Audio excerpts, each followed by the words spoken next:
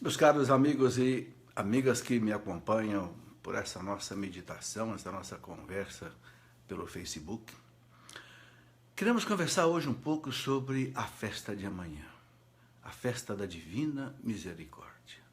Uma festa muito importante, no Domingo da Misericórdia, o primeiro domingo, né, após o domingo de Páscoa, ainda é Páscoa, né, é a oitava da Páscoa.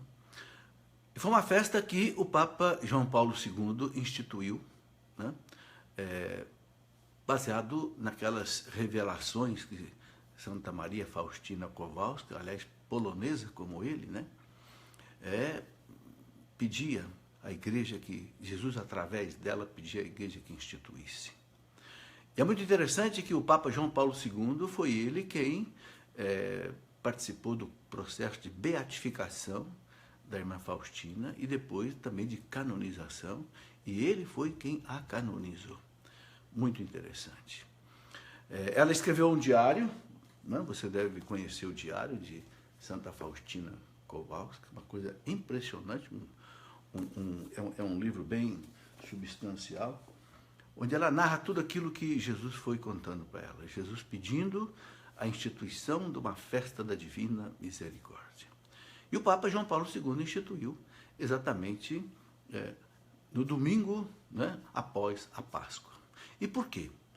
Porque, não sei se você já foi à missa hoje ou vai amanhã, né, porque a liturgia do domingo já começa no sábado à tarde, podemos dizer que já estamos no domingo da misericórdia, da festa da misericórdia. O Evangelho, que você vai poder perceber, é lá do texto de São João, capítulo 20, onde São João narra a aparição de Jesus no dia da ressurreição, no domingo da ressurreição, exatamente à noite, Jesus aparece, né, aos discípulos no cenáculo.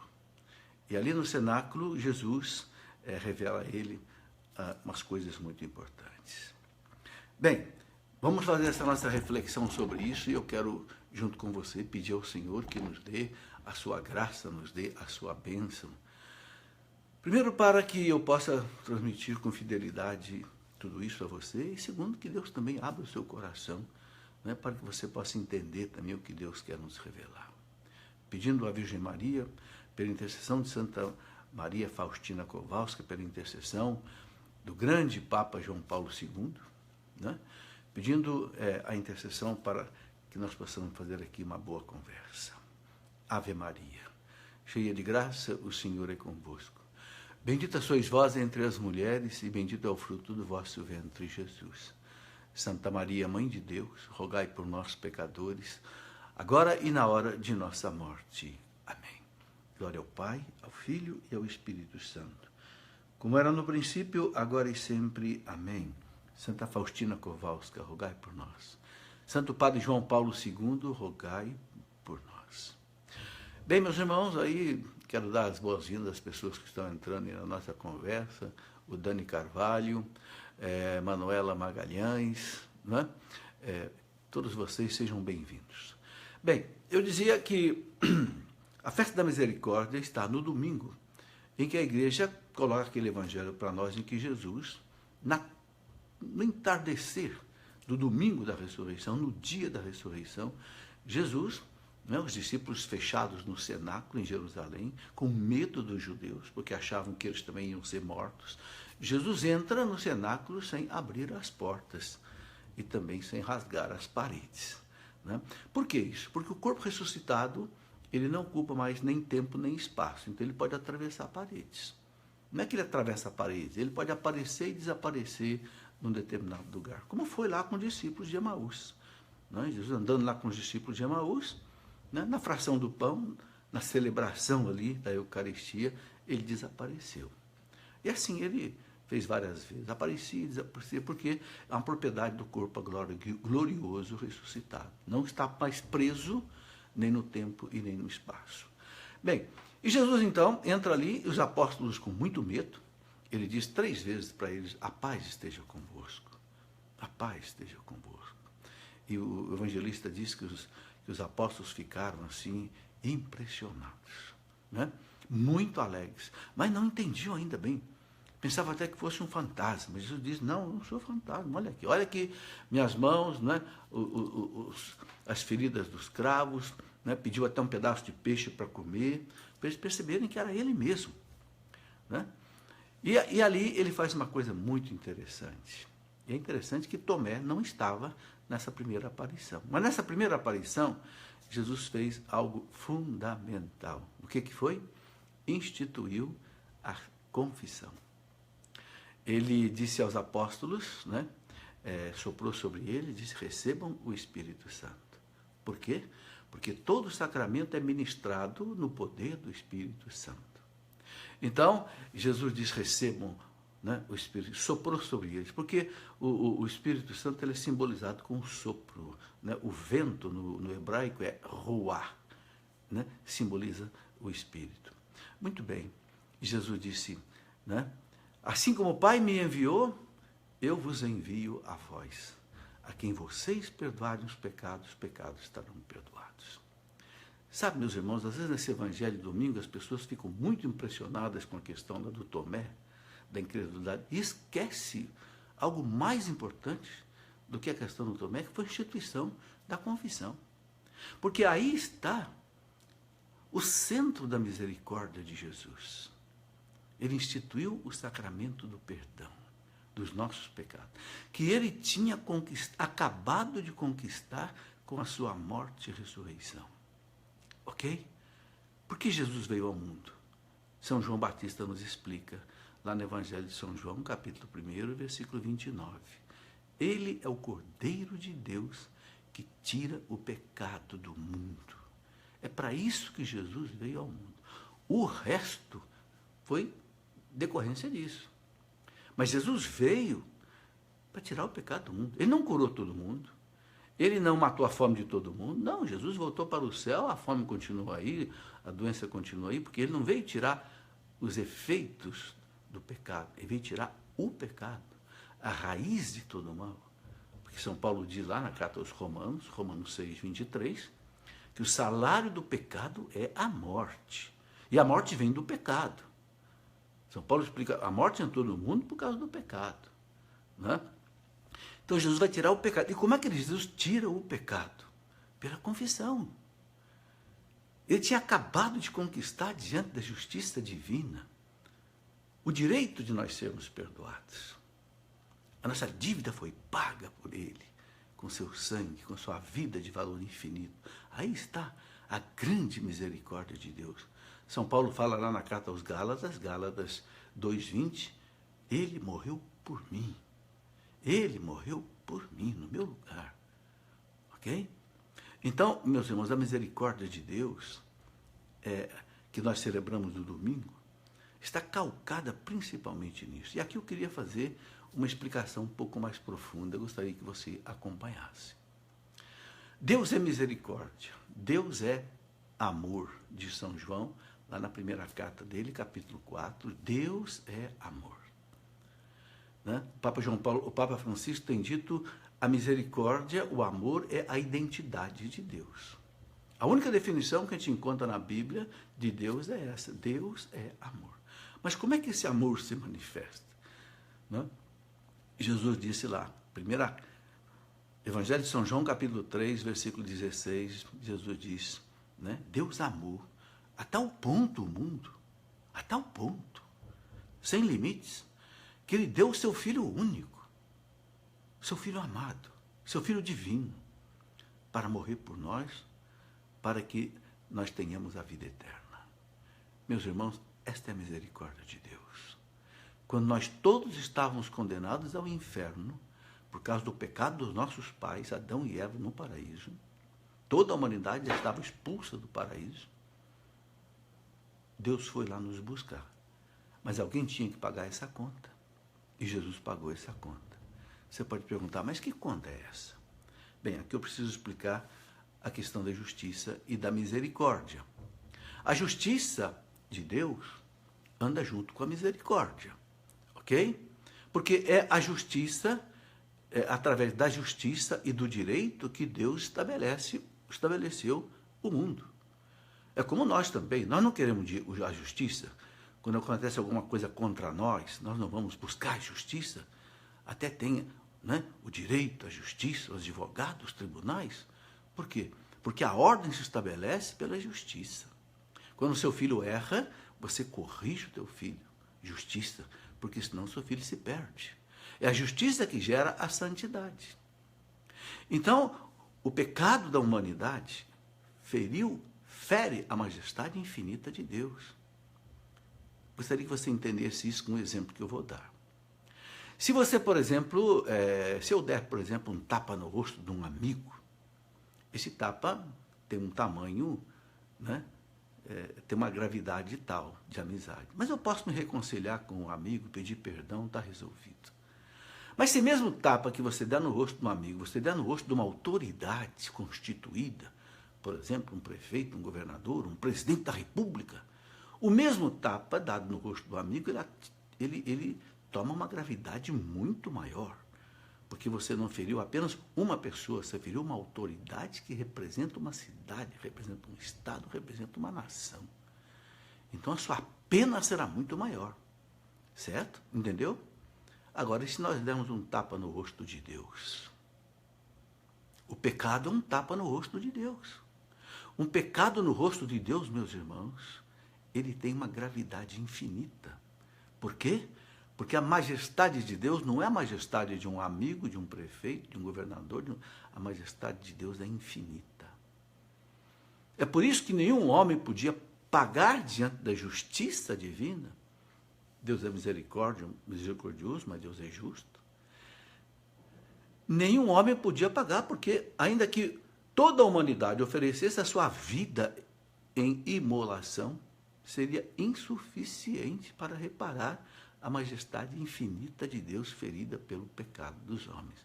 Então só tinha um jeito: Deus pagar essa conta. Só Ele podia pagar essa conta. O Catecismo da Igreja Católica, lá no parágrafo 616, diz assim: ainda que o homem mais santo morresse na cruz, não seria suficiente para reparar a ofensa dos pecados da humanidade à Igreja, a Deus. Então, como não tinha jeito, então, o verbo, né? E quem explica isso muito bem é a carta aos Hebreus, lá no capítulo 10. A carta aos Hebreus explica dizendo assim que o verbo, no seio do Pai, disse, né, ao Pai, à Trindade: dai-me um corpo para fazer a tua vontade. E aí o verbo então desceu até nós, no seio da Virgem Maria, assumiu a nossa natureza humana sem deixar a natureza divina, se fez homem para pagar diante da justiça divina, né, o preço do resgate de cada um de nós. Sabe por quê, meus irmãos? Porque nós estávamos sequestrados pelo demônio. Os santos padres da igreja explicam isso muito bem. O demônio nos sequestrou no paraíso. E nos sequestrou por direito, não foi com violência. Pela tentação que ele impôs a Adão e Eva. E Adão e Eva caíram no pecado, desobedeceram a Deus livremente. A humanidade inteira se tornou sequestrada pelo demônio. É por isso que São Paulo diz na carta aos Colossenses que o Cristo pregou na cruz o documento de dívida que existia contra nós e expôs, né, ao ridículo as potestades, os poderes infernais, porque eles tinham um documento de dívida contra nós. Você imagina, por exemplo, uma pessoa que é sequestrada e os sequestradores dizem assim: eu quero uma fortuna para soltar essa pessoa. Quero aí 2, 3 milhões de dólares. Acabou, ninguém vai conseguir pagar isso. Então a vítima pode ser morta. É a situação que nós vivíamos, mas Jesus veio pagar. Então veja bem, a justiça foi cumprida e a misericórdia aconteceu. Veja como é que Deus age pela justiça e pela misericórdia. Pela justiça, alguém pagou esse preço, que nós não podíamos ter pago, o Cristo pagou. Por quê? Porque o sacrifício da vida dele, sendo um homem, mas também sendo Deus, porque ele é verdadeiramente homem e verdadeiramente Deus, o sacrifício dele tem valor infinito. Então ele pôde pagar a justiça divina, a dívida de valor infinito que nós tínhamos. Você entendeu? A justiça foi cumprida e a misericórdia foi feita. Onde é que a misericórdia foi feita? Como nós não podíamos pagar essa conta, ele pagou no nosso lugar. Ok? Por exemplo, eu vou te dar um outro exemplo aqui. Imagine que um amigo te deve, por exemplo, um dinheiro, R$1.000, mas esse amigo não pode pagar. E ele vai dizer para você que está sem condição de pagar, e você diz assim, tá bom, eu te perdoo, não precisa pagar não. Aí aconteceram duas coisas. Aconteceu a justiça cumprida e aconteceu a misericórdia. Aconteceu a misericórdia porque você teve compaixão dele e disse, tá bom, não precisa pagar. Eu fico com a despesa, eu fico com a dívida. Né? E o amigo ficou inocentado, porque você o isentou, então a justiça foi feita.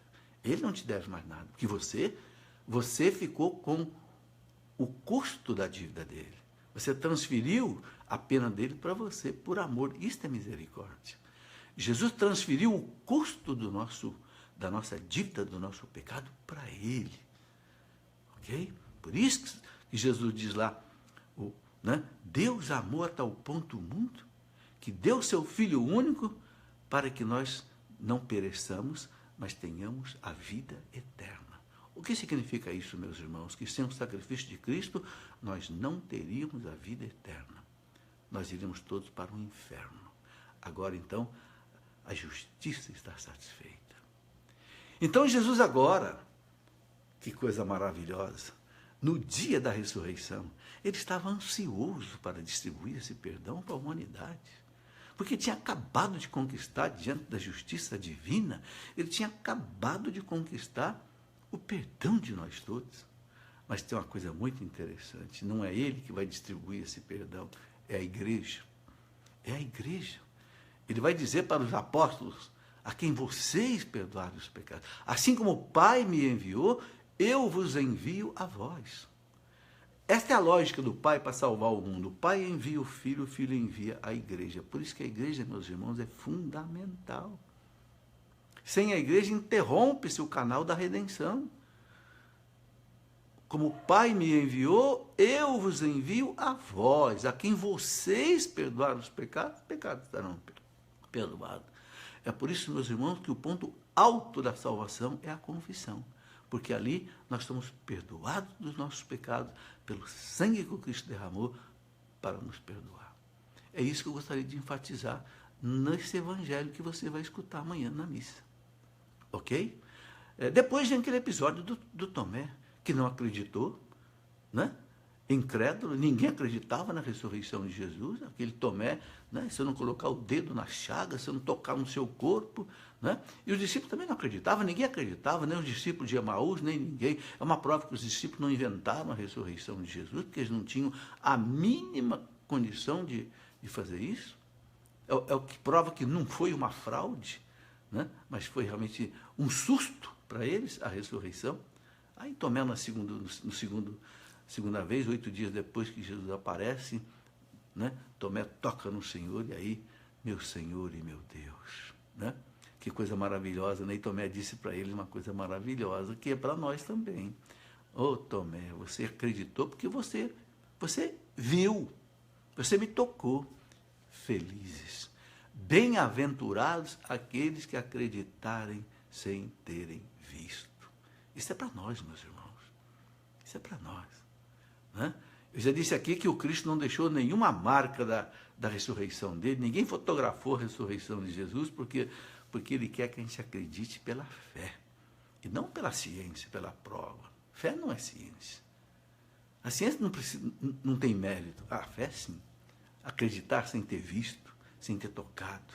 Olhar para a Eucaristia e dizer, Senhor e meu Deus, eu te adoro. Aí sim.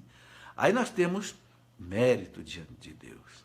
Bem, então, você vê aí o que é o escopo da misericórdia. É o Senhor que paga com a sua vida, né, humana, porque como Deus ele não pode morrer, mas como homem ele pode, ele paga a justiça divina, o preço do perdão de todos nós. Ok? Não é o Pai que maldosamente coloca o Filho na cruz. Não, é o Filho que se oferece. para cumprir a justiça.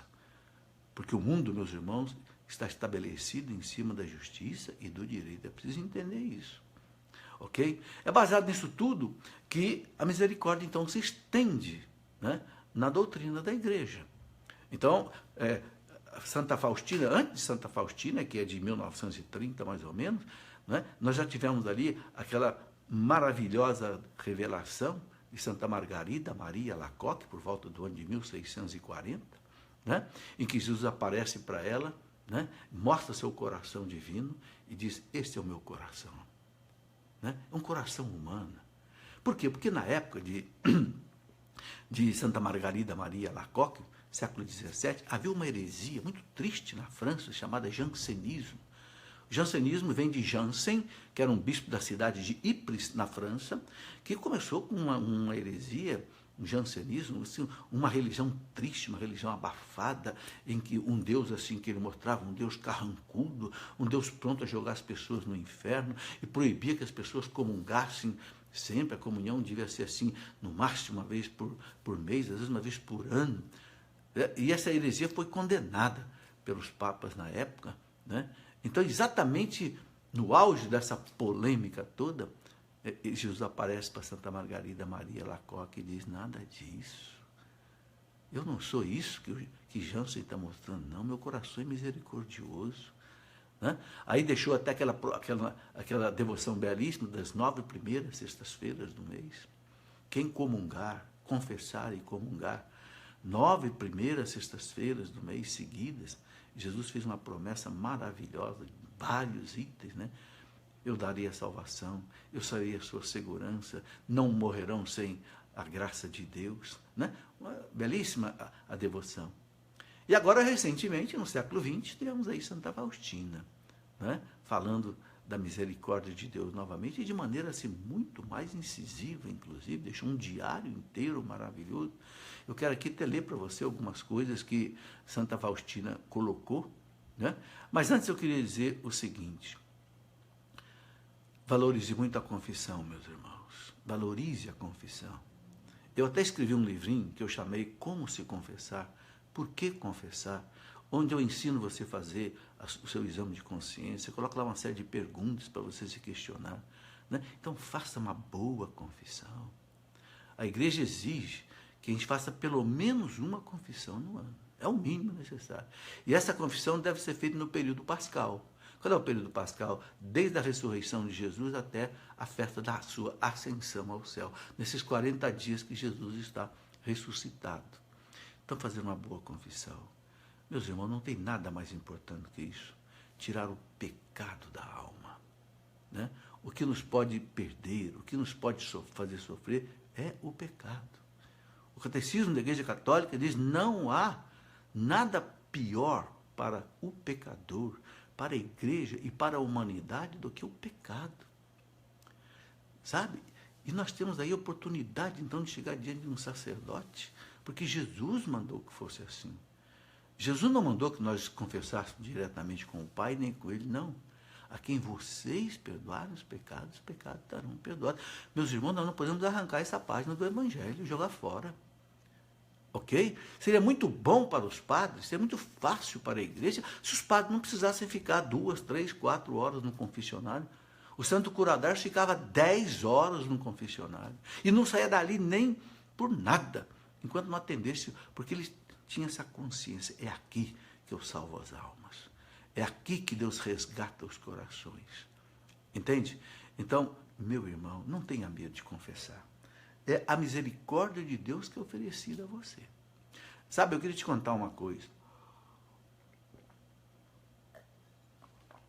Eu fui diretor de uma faculdade, muitos anos, uma faculdade que hoje é um campus da USP, aqui na cidade de Lorena. E eu tinha um funcionário que ele dizia assim para mim: muito bom, rapaz de igreja, né? Animava a liturgia, tocava violão. O Celso, da cidade de Piquete, meu funcionário. Eu dizia: tudo bem, Celso? Ele dizia assim: olha, professor, para dizer a verdade, tirando as dívidas e os pecados. Tirando as dívidas. Eu dizia: ô Celso, pecado é fácil de tirar. Deus não cobra mais nada, porque Jesus apagou a conta. Agora a dívida, meu irmão, você vai lá no banco e lá você vai chorar. porque lá ninguém vai pagar a sua conta, não. Entendeu? Meus irmãos, a confissão é de graça. De graça para nós, mas não para Jesus. Ele pagou. E agora ele está na presença do sacerdote para te dar o perdão. Porque você sabe que o sacerdote atua em persona Christi. Não é o sacerdote que te dá o perdão. O sacerdote é o canal da graça. Ele diz, pelo ministério da igreja, eu te absolvo dos teus pecados. Ou seja, por aquilo que o Cristo colocou na igreja, a quem vocês perdoaram os pecados serão perdoados. Então, pelo ministério, eu te absolvo. Eu, como representante do Senhor, né, com o mandato que eu tenho pelo sacramento da ordem sacerdotal, eu te absolvo de todos os seus pecados, em nome do Pai, do Filho. Meus irmãos, você sai dali novo, vida nova. O Papa João Paulo II dizia que a confissão é um juízo particular adiantado. O que quer dizer isso? Você sabe que quando nós morrermos, nós vamos nos apresentar diante de Jesus Cristo. Está lá na carta aos Hebreus, Hebreus 9, 27. Né? Está determinado que cada um morra uma única vez, não existe reencarnação, e se apresente diante de Deus e seja julgado por Deus. Mas o Papa João Paulo II diz assim, tudo que você já confessou na confissão, acabou. Não vai aparecer mais lá no juízo particular e nem no juízo final. Que beleza, né? A gente saber que está com a alma limpa, purificada. Então, esse é o ponto máximo, meus irmãos, da misericórdia de Deus. E a igreja diz uma coisa maravilhosa, se não me engano, no Catecismo, parágrafo 919, o Catecismo da igreja diz assim, não há pecado que a igreja não possa perdoar se a pessoa estiver arrependida e não quiser voltar ao pecado, ou se tiver o propósito de não voltar. Né? Você sabe que você fazer uma boa confissão, você precisa de 5 coisas. Né? Um bom exame de consciência, né? O arrependimento dos pecados cometidos, o propósito de não querer mais cometer os pecados, fazer a boa confissão, ou seja, contar tudo para o sacerdote, não esconder nada, e cumprir a penitência que ele der. Feito isso, você recebe a absolvição e você está perdoado. Né? Agora, é muito importante, sabe, que na confissão você não esconda nada. Se for para esconder algum pecado, não vá se confessar. Ah, mas eu tenho vergonha. Que vergonha? Vergonha do quê? Meus irmãos, o ouvido do sacerdote já ouviu de tudo. Sabe, não tem coisa mais suja do que o ouvido de um sacerdote. Suja assim no sentido de ouvir pecados. Ele é um pecador também, ele também se confessa. Jesus é tão bom que não mandou a gente confessar com um anjo. Seria muito difícil confessar com um anjo. O anjo ia ficar roxo, verde, amarelo, azul e branco se escutasse os nossos pecados. O padre não fica. O padre não fica vermelho, o padre não fica... Por quê? Porque o padre está careca de escutar tudo isso que você vai dizer. Não pensa que você vai chegar lá e vai dizer, padre, eu adulterei, padre, eu masturbei, padre, eu abortei. Não pensa que você vai matar o padre, não vai não. Ele diz, meu filho, eu já escutei, estou cansado de escutar isso. Olha que coisa maravilhosa. Não há pecado que a igreja não possa perdoar se a pessoa estiver arrependida. Então, meus irmãos, né, vá para uma confissão assim como você vai tomar seu banho. Quando você vai tomar o banho, você tira a roupa toda, né? Por quê? Para você lavar bem o corpo. E você esfrega e lava bem aquelas partes mais escondidas. Saímos do ar aí um instante, mas já estamos voltando. Sabe, se sair do ar aí de vez em quando, é que a internet dá uma caída, mas ela volta, tá? Então, quando a gente vai tomar um banho, a gente tira toda a roupa e esfrega aquelas partes do corpo mais escondidas, não é verdade? Né? Porque é ali que junta mais sujeira. Não é verdade? A confissão também tem que ser assim. Você tem que descer nos porões da sua alma, nos esconderijos do pecado, nas cavernas do mal, nos labirintos, né, dos vícios, e iluminar tudo com a luz de Cristo. Ou seja, revelar tudo ao sacerdote. Entende? Porque assim como quando você vai tomar banho, aquilo que não é lavado, não é molhado, não é esfregado, não é ensaboado, não fica limpo, também a alma. Tem que ensaboar a alma. Tem que revelar tudo. Joga na misericórdia de Jesus toda a sua miséria. A misericórdia, meus irmãos, é para o miserável. O grande São Francisco de Sales, doutor da igreja, dizia assim: quanto mais miserável você for, quanto mais pecador você for, mais direito você tem à misericórdia de Deus. Por que ele diz isso? Porque Jesus disse assim: eu não vim para aqueles que estão sãos, eu vim para aqueles que estão doentes. E não é verdade? Vamos recordar aqui algumas coisas.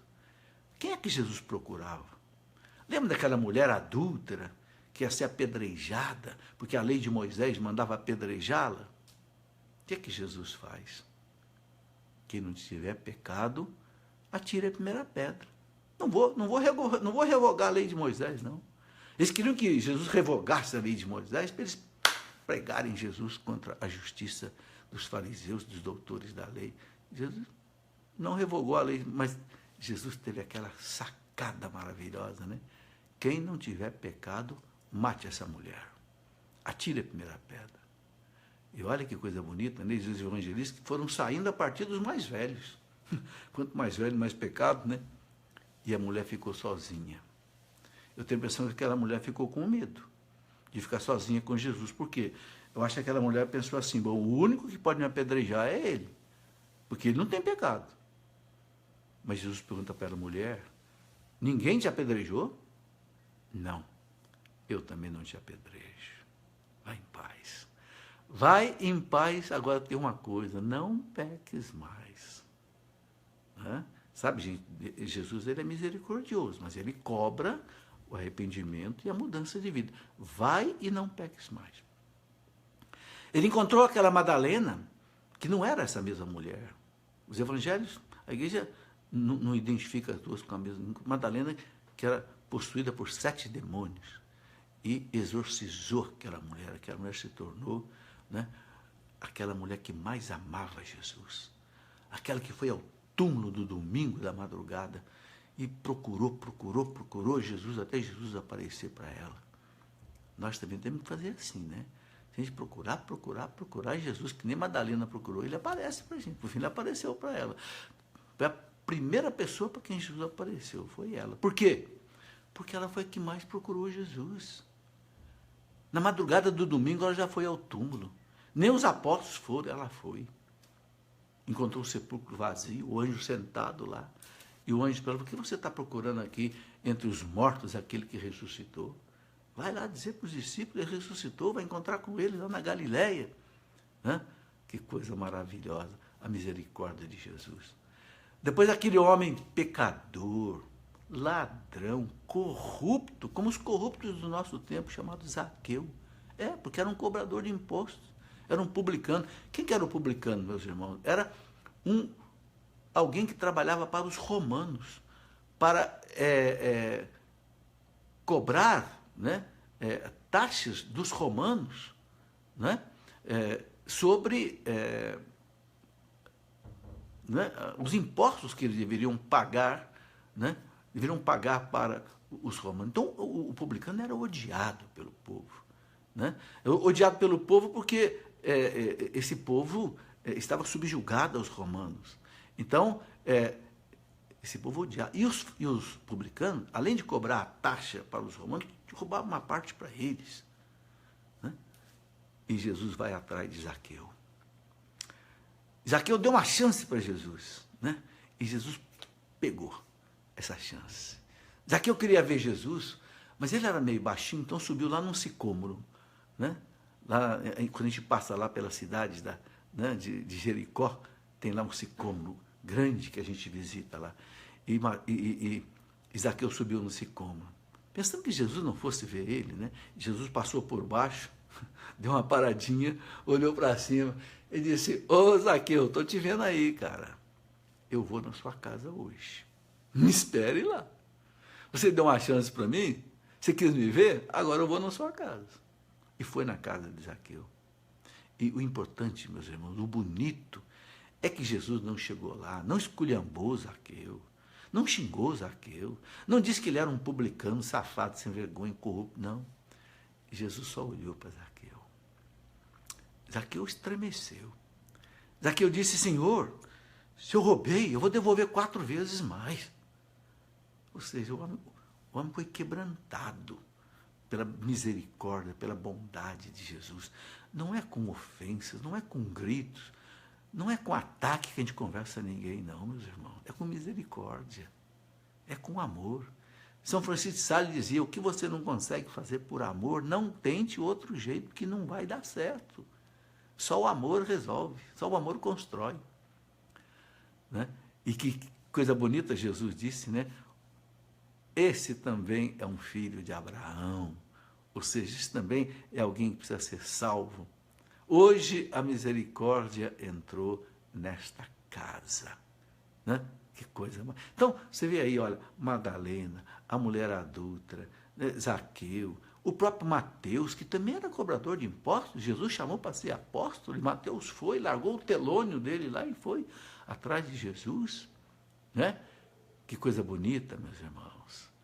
Então, é a misericórdia. Eu gostaria de colocar aqui para você algumas reflexões muito importantes de Santa Faustina Kowalska, aqui do diário dela. Se por acaso cair aí a internet, não saia não, porque ela cai e volta. É meio comum acontecer isso aí na internet, né? Então, a Santa Faustina, no diário dela, que tem muitas coisas maravilhosas, entre outras coisas, ela diz assim, o culto da misericórdia de Deus é reconhecido como um remédio contra as misérias e fraquezas morais do nosso século. Aí, que o pecador não tenha medo de se aproximar de mim. É Jesus falando para ela, que o pecador não tenha medo de se aproximar de mim. Queimam-me as chamas da misericórdia, quero derramá-las sobre as almas. E amanhã é o dia da divina misericórdia. Né? Ela, inclusive, mandou pintar esse quadro que você está vendo aqui atrás de mim, né? O quadro da divina misericórdia. Jesus pediu que ela pintasse. Ali você está vendo a imagem de Santa Faustina e você está vendo a imagem de Jesus misericordioso. Né? Jesus pediu que ela pintasse esse quadro. Do seu coração saem dois raios, um raio branco e um raio vermelho. Aí diz que o raio branco significa as águas do batismo e o vermelho significa a Eucaristia. Né?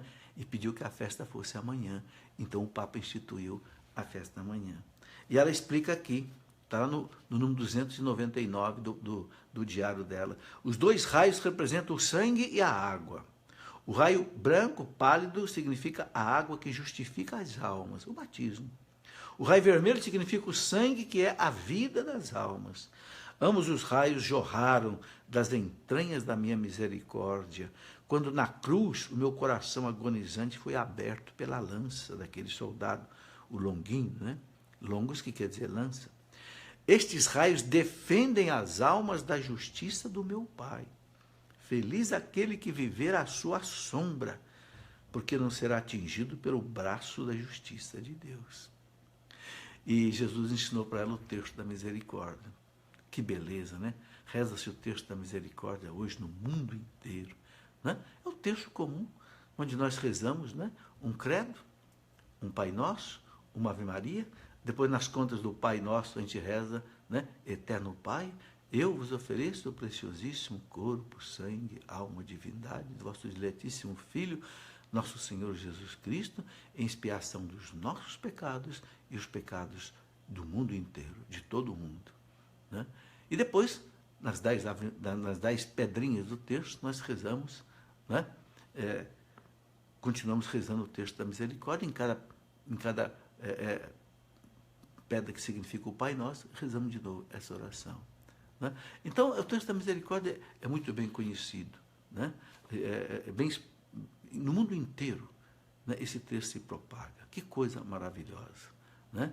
Muito bem, eu quero colocar aqui outras coisas. Né? No número 186 do diário dela, ela diz assim, invoca a minha misericórdia para com os pecadores, pois desejo a salvação deles. Então nós devemos rezar, invocar a misericórdia de Jesus amanhã, não só para nós, mas para todos os pecadores. Quanta gente afastada de Jesus. Amanhã é o dia da graça. Amanhã é o dia da misericórdia. Né? Procure lembrar amanhã os amigos que você tem que estão afastados de Jesus. Professores seus, alunos seus, colegas seus, clientes seus, pacientes seus, parentes seus, que não querem saber de Deus, estão longe da confissão, estão longe da Eucaristia, estão longe da Santa Missa. Diz: Jesus, na tua infinita misericórdia, toca hoje, Jesus, o coração dessas pessoas, pelo amor que eu tenho a eles e pelo amor que o Senhor tem a eles. Então, ela está dizendo aqui: invoca a minha misericórdia para com os pecadores, pois desejo a salvação deles. Reúne todos os pecadores do mundo inteiro e mergulha-os no abismo da minha misericórdia. Hoje nós terminamos a novena da Divina Misericórdia. Essa novena, em cada dia, é uma novena que Jesus pediu para Santa Faustina espalhar. Essa novena, ele pede a cada dia da novena para trazer um grupo de pessoas a mergulhar no coração dele. Um dia ele pede para trazer todos os pecadores, um dia ele pede para trazer todos os sacerdotes, um dia ele pede para trazer as almas tíbias, aquelas almas cristãs, mas mornas, nem quente nem frio. Pede para trazer as almas dos ateus, as almas dos irmãos que se separaram da Igreja Católica, nossos irmãos separados. Então, cada dia da novena, 9 dias, terminou a novena, termina a novena hoje, porque amanhã é a festa. Então, essas recomendações são muito bonitas. Se você puder, leia o Diário de Santa Faustina, vale a pena. Outras coisas que ela diz aqui, falando da imagem, por exemplo, ela diz assim: o valor da imagem não está na beleza da tinta, nem na habilidade do pintor, o pintor que pintou para ela essa imagem, mas na minha graça. Ofereça aos homens um vaso com o qual devem vir buscar graças na fonte da misericórdia. Jesus compara essa imagem como fosse um vaso através do qual você colhe a misericórdia dele. Ok? Eu gosto de rezar o texto da misericórdia diante desse quadro, acender inclusive uma vela, porque a vela significa o Cristo ressuscitado. Você sabe o que significa uma vela? Aquela cera significa a humanidade de Jesus que se consome. O fogo significa a ressurreição, que salva.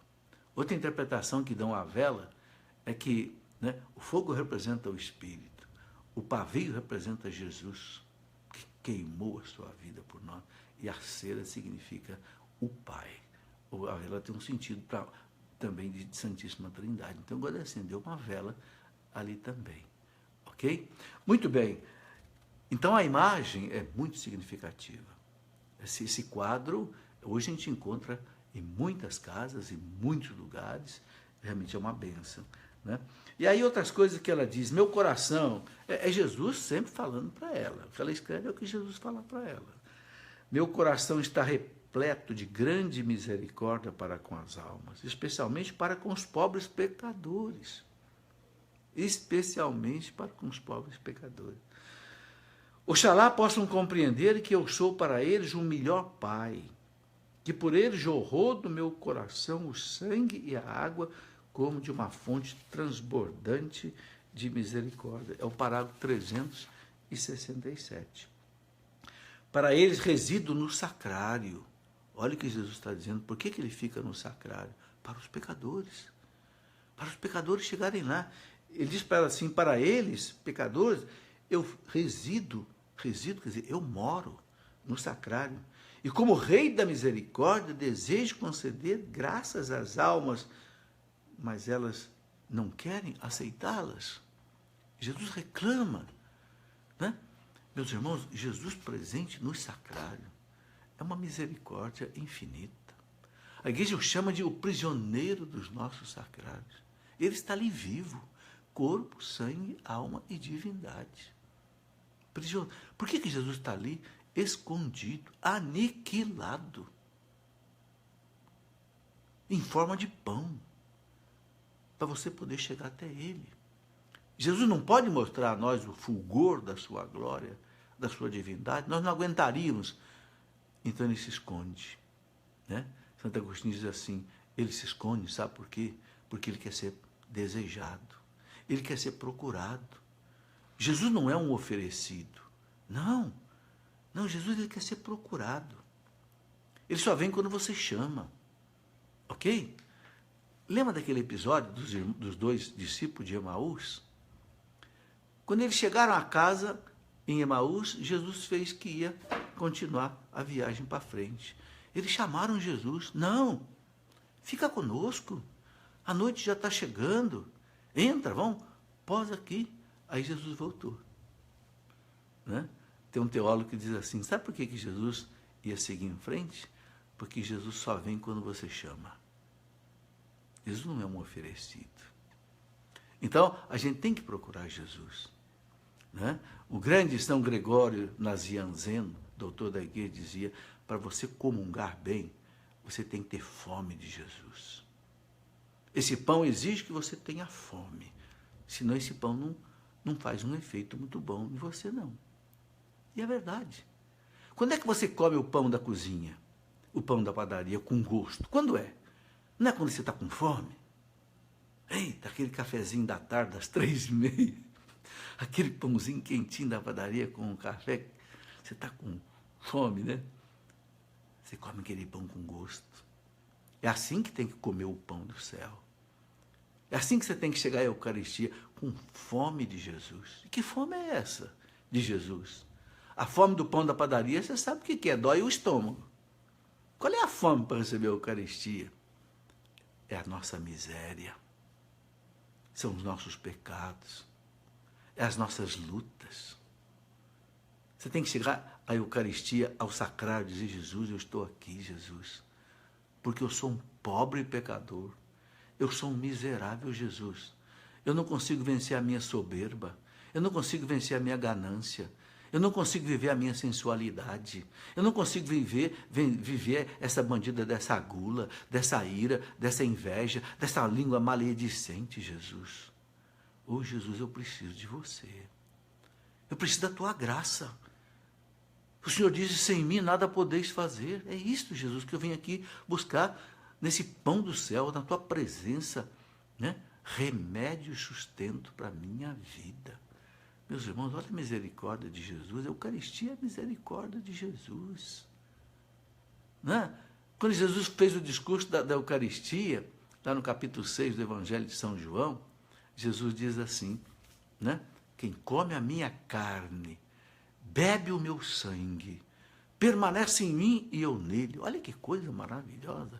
Ele permanecer nessa miséria que somos nós. Né? Quem come a minha carne e bebe meu sangue permanece em mim e eu nele. Né? Eu o ressuscitarei no último dia. Viverá por mim.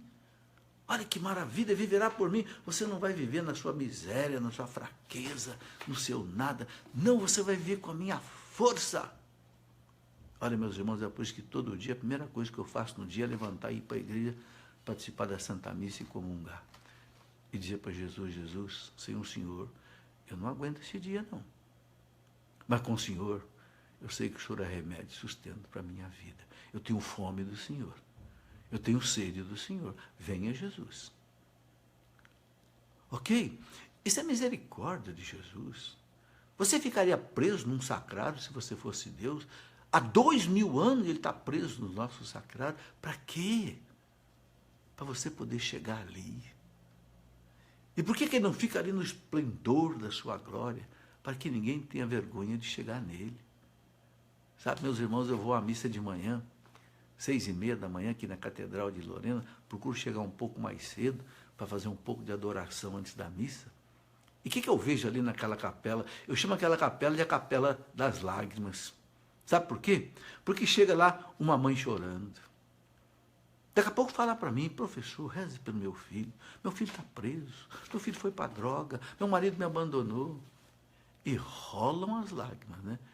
Eu chamo de Capela das Lágrimas, entendeu? Que coisa boa!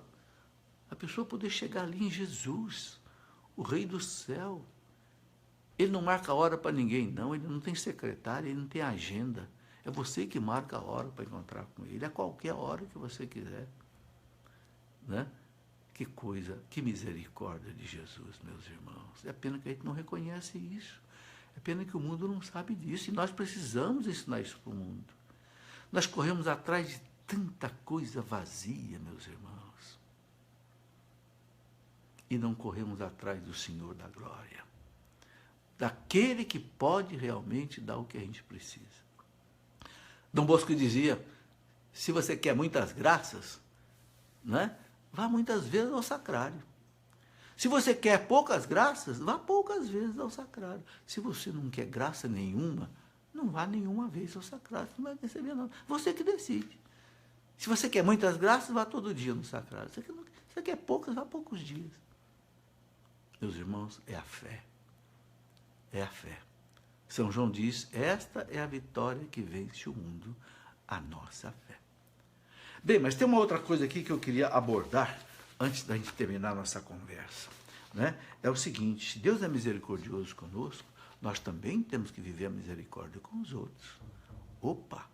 A igreja fala das, né, das obras de misericórdia corporais e espirituais. Eu quero lembrar para vocês, Jesus diz, bem-aventurados misericordiosos, porque eles alcançarão misericórdia. Ou seja, bem-aventurado aquele que tem compaixão dos outros, que perdoa os outros, que tem tolerância com os outros, que não fica irritado com os outros. Bem-aventurados os misericordiosos, porque eles alcançarão misericórdia. Então, a igreja diz assim, obras de misericórdia corporais. Está aqui, vou ler para você. Dar de comer a quem tem fome. Dar de beber a quem tem sede. Dar pousada aos peregrinos. Né? Hoje isso muda, claro. Naquele tempo as pousadas eram coisa comum nas casas. Nós não podemos dar pousada, mas a gente pode trabalhar pelos asilos, pode trabalhar pelos albergues, né? Vestir os nus, visitar os enfermos, visitar os presos, enterrar os mortos. Né? Obras de misericórdia. Claro, isso daqui é antigo. Nós podemos desdobrar isso aqui em muitas outras coisas. Né? Depois vem as obras de misericórdia espirituais. A igreja diz assim, ensinar os ignorantes. Ensinar o quê? O catecismo, a doutrina católica. Né? Dar bom conselho. Olha aí, dar bom conselho é uma obra de misericórdia espiritual. Corrigir os que erram. Corrigir os que erram. Com jeito, com carinho. Não é batendo, não é ofendendo, não é humilhando, não. Santo Agostinho dizia uma coisa maravilhosa. Não se imponha a verdade sem caridade. Não se imponha a verdade sem caridade. Mas também não sacrifique a verdade em nome da caridade. Você entendeu? A pessoa está fazendo uma coisa errada. Não chega lá batendo, xingando, ofendendo, dizendo que você está perdido, você vai para o inferno. Não. Faça como Jesus fez com Zaqueu. Eu vou na sua casa hoje, vou lá tomar um cafezinho com você. Ele ia na casa dos publicanos, dos pecadores. E dizia, os fariseus diziam, nossa, esse homem não é santo coisa nenhuma, ele senta para comer com os pecadores. E aí Jesus disse, é eles que precisam de mim. Né? Então, corrigir os que erram, mas com carinho. Perdoar as injúrias, olha aí, perdoar as pessoas que nos ofendem, obra de misericórdia espiritual. Consolar os tristes, meus irmãos, quanta gente triste hoje. O homem quis fazer da tecnologia, do tecnicismo, um Deus, e percebeu que a tecnologia, a ciência, não é um Deus, não. Quanto mais avança a tecnologia, quanto mais coisas tecnológicas nós temos na mão, mais frustrado o homem vai ficando. Não é verdade?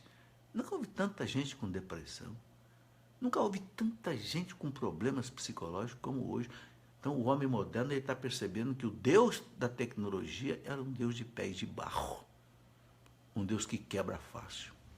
E o homem moderno está se voltando para o espiritual. Agora, é pena que está se voltando para o sobrenatural, buscando qualquer coisa. É hora de nós católicos dizermos só existe salvação em Jesus Cristo. O que São Pedro disse. Não nos foi dado outro nome debaixo do céu no qual nós tenhamos salvação, a não ser em Jesus Cristo. Por quê? Por causa daquilo que eu expliquei no começo da nossa conversa aqui. Só Jesus Cristo foi capaz de pagar diante da justiça divina o preço do nosso resgate. E nos arrancar da mão do demônio. Ninguém mais faz isso. Então, as pessoas andam correndo atrás de falsas doutrinas, falsos profetas, porque perceberam que a ciência, a técnica, que achavam que os racionalistas, os positivistas, os iluministas achavam que era um Deus, descobriram que esse Deus tem os pés de barro, né? Esse Deus quebra fácil, esse Deus não resolve. Então, está aqui, olha, consolar os tristes, sofrer com paciência as fraquezas do nosso próximo. É aquele próximo chato, aquele próximo irritante. É obra de misericórdia você sofrer com paciência as fraquezas do nosso próximo, os defeitos do próximo que irritam a gente. Rezar a Deus pelos vivos e pelos defuntos, rezar pelas almas do purgatório, rezar pelos vivos e rezar pelas almas do purgatório. Meus irmãos, que coisa maravilhosa, a igreja aprendeu tanta questão da misericórdia, que não existe instituição na face da terra que tenha feito tanta misericórdia como a Igreja Católica. Não existe. Desde que o Império Romano desabou lá nos anos 476, e que a única instituição que ficou de pé no mundo foi a Igreja Católica Apostólica Romana, é a igreja que daí para frente bancou a misericórdia. Quem fundou as santas casas de misericórdia no mundo inteiro, pelo menos no mundo ocidental? Quem? A Igreja Católica. Quem que mantinha os leprosários? Quem que mantinha os educandários em torno dos mosteiros, em torno, né, das catedrais? A Igreja Católica. Até o povo dizia, né, é bom viver à sombra do báculo. Diz isso lá no século V, século VI. É bom viver à sombra do báculo, ou seja, debaixo da sombra do bispo. Por quê? Porque a igreja faz a caridade. Né? Que coisa maravilhosa, meus irmãos, uma Santa Teresa, né, de Calcutá, a amada Teresa de Calcutá. Né? Um São Vicente de Paulo, que numa época em que Paris vivia numa fome terrível, São Vicente de Paulo, né, diz que mobilizava mais dinheiro na mão dele para a caridade que até o próprio ministro secretário das Finanças de Paris. Né? Esses milhares e milhares de irmãs que se entregaram a vida nas santas casas, nos asilos. Né? Grandes e grandes santos, como São Camilo de Leles. Nossa, milhares e milhares de homens e mulheres que viveram para os pobres. Né? O que é isso? A misericórdia. Posso dizer a você sem medo de errar. Não há uma instituição no mundo que tenha feito tanta caridade quanto a Igreja Católica Apostólica Romana. Você sabia que 25% hoje das instituições que tratam de aidéticos gratuitamente no mundo inteiro são instituições da Igreja Católica? Se a igreja saísse da África hoje, meus irmãos, a África sofreria um abalo na sua assistência social. Porque a igreja tem centenas de instituições de caridade na África, por exemplo, e tem no mundo inteiro. Mas por quê? Por causa da misericórdia de Jesus. Né? Apresentou ao mundo, né, a igreja, né, esse sinal que a igreja precisa, então, passar para as pessoas. Né?